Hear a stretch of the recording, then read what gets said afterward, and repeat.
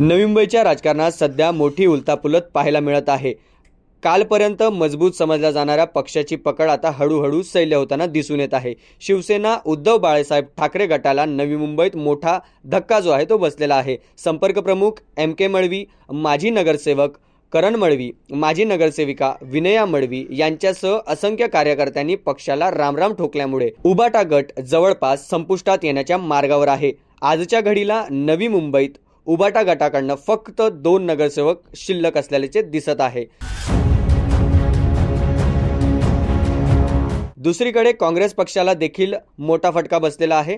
काँग्रेसच्या जिल्हा अध्यक्ष पूनम पाटील यांच्या जाण्याने नवी मुंबईतील काँग्रेस संघटना कमकुवत झालेल्याचे चित्र दिसून येत आहे। माजी नगरसेवक अमित पाटील यांच्यासह असंख्य कार्यकर्त्यांनी पक्षापासून दुरावा घेतल्यामुळे काँग्रेसची ताकद जवळपास संपल्यासारखी नवी मुंबईत दिसत आहे। एकीकडे नेतृत्वाची पोकळी, दुसरीकडे कार्यकर्त्यांची नाराजी आणि त्यातून नवी मुंबईच्या राजकारणात नव्या समीकरणाची जुळवाजुळव सुरू होताना दिसून येत आहे।